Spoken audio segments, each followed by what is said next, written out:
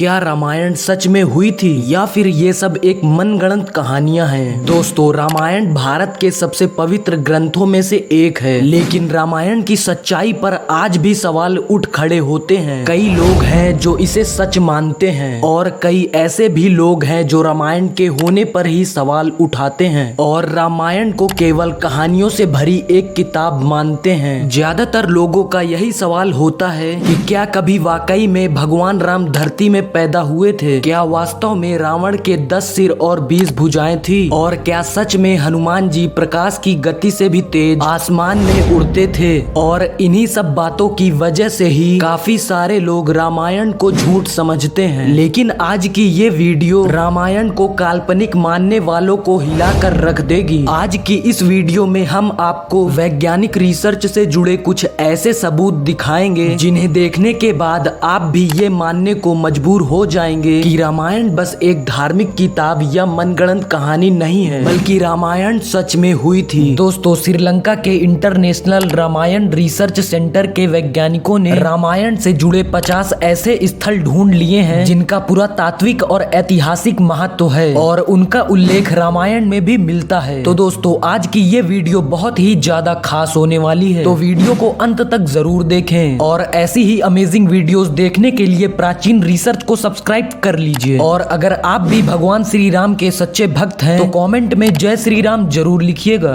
तो दोस्तों, आइए जानते हैं रामायण से जुड़े 8 जिंदा सबूत जो हर व्यक्ति को जरूर जानना चाहिए। नंबर 8, रावण का महल। दोस्तों, रामायण में ये बताया गया है कि रावण सोने की लंका में रहा करता था जिसे महाबली हनुमान ने जला दिया था। श्रीलंकन गवर्नमेंट को श्रीलंका में एक ऐसा ही महल मिला है और उनका ये दावा है कि ये महल रामायण काल का है। इस महल में कई सारे गुप्त रास्ते निकलते हैं जो उस महल को शहर के अलग अलग रास्तों से जोड़ता है। लेकिन जब रिसर्च टीम ने इस पर रिसर्च की तो पता चला कि ये गुफाएं नेचुरल नहीं बल्कि इन्हें इंसानों द्वारा बनाया गया था। श्रीलंका के लोगों का मानना है कि रावण इन गुफाओं का इस्तेमाल गुप्त रास्तों के रूप में शहर के अंदर जाने के लिए करता था।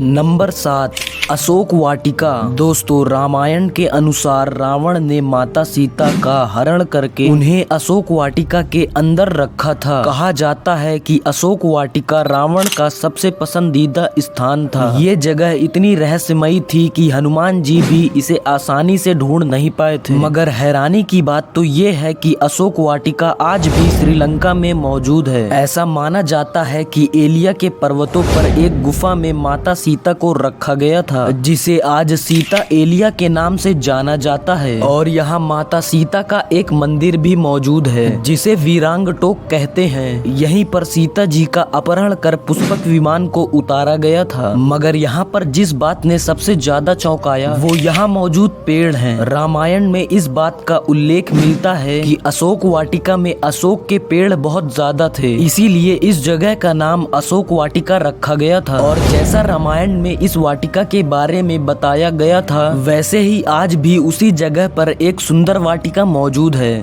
नंबर 6, राम सेतु। दोस्तों, रामायण सच में हुई थी इसका सबसे बड़ा प्रूफ है राम सेतु। इसे एडम्स ब्रिज भी कहा जाता है और इसके बारे में ठोस सबूत तब मिले जब नासा ने सैटेलाइट की मदद से तस्वीरें जारी की। जिस तस्वीर में कुछ ऐसा था जिसे देखकर वैज्ञानिक भी हैरान हो गए, क्योंकि उस तस्वीर में पत्थरों से बनी एक लाइन नजर आ रही थी। और जब वैज्ञानिकों ने इस तस्वीर पर ज्यादा स्टडी की तो पता चला कि ये पत्थरों से बनी एक लाइन है जो भारत के धनुष कोडी से श्रीलंका के मन्नार द्वीप तक बनी हुई है, जिसकी लंबाई करीब 30 किलोमीटर तक हो सकती है। जिस जगह पर नासा के वैज्ञानिकों को पत्थरों से बना पुल नजर आया था ये वही जगह है जिसका उल्लेख रामायण में मिलता है। और अमेरिका की एक आर्कियोलॉजिकल रिसर्च टीम ने भी इस बात का दावा किया है कि तमिलनाडु और श्रीलंका के बीच बना राम सेतु असल में एक मैन मेड ब्रिज है जो कई हजार साल पहले बनाया गया था। अब इतने बड़े एविडेंस को हम कैसे नकार सकते हैं?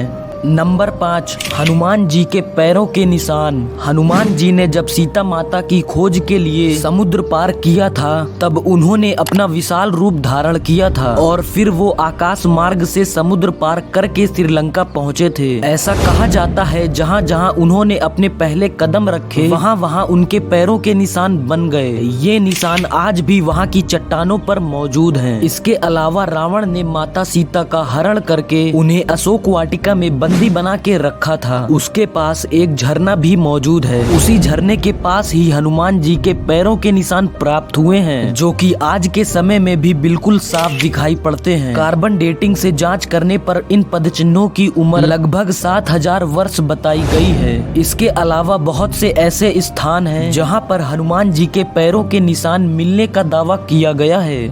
नंबर 4, रावण का शव। दोस्तों, ऐसा माना जाता है कि श्रीलंका के घने जंगलों के बीच एक विशालकाय पहाड़ी पर रावण की एक रहस्यमयी गुफा है, जहां पर उसने घोर तपस्या की थी और ऐसा कहा जाता है कि उसी गुफा में आज भी रावण का शव सुरक्षित रखा है। इन घने जंगलों और गुफाओं में कोई नहीं जाता क्योंकि यहाँ जंगली और खूंखार जानवरों का बसेरा है। रावण की ये गुफा 8000 फीट की ऊंचाई पर स्थित है, जहाँ 17 फीट लंबे ताबूत में रावण का शव रखा गया है। आपको बता दें कि इस ताबूत के बाहर एक खास तरह का लेप लगा हुआ है, जिसके कारण ये ताबूत अभी तक पहले जैसे ही सुरक्षित उस गुफा में मौजूद है।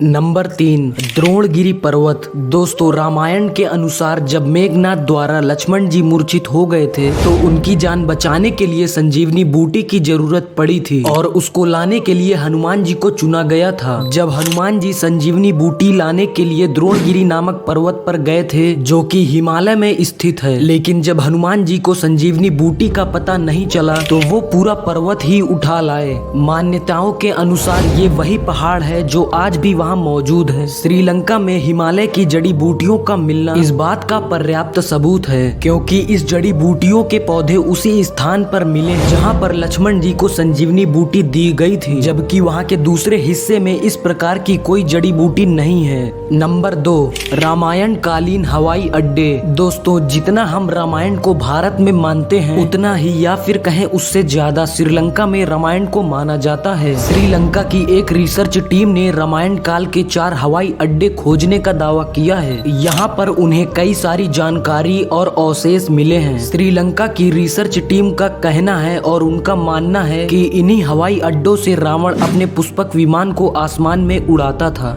नंबर 1, राम सेतु के पत्थर। भगवान राम ने समुद्र को पार करने के लिए वानर सेना की सहायता से लंका तक पुल बना दिया था। कहा जाता है कि इस पुल के माध्यम से श्री राम की पूरी वानर सेना रावण से युद्ध करने के लिए लंका गई थी। मगर हैरानी की बात तो ये है कि राम सेतु में इस्तेमाल किए जाने वाले पत्थर आज भी मौजूद हैं और वो आज भी पानी के ऊपर तैरते हैं। अब इतने बड़े एविडेंस को हम कैसे अनदेखा कर सकते हैं। दोस्तों, आज की इस वीडियो में बस इतना ही, और अगर वीडियो पसंद आई हो तो एक लाइक कर दीजिए। मिलते हैं अगली वीडियो में।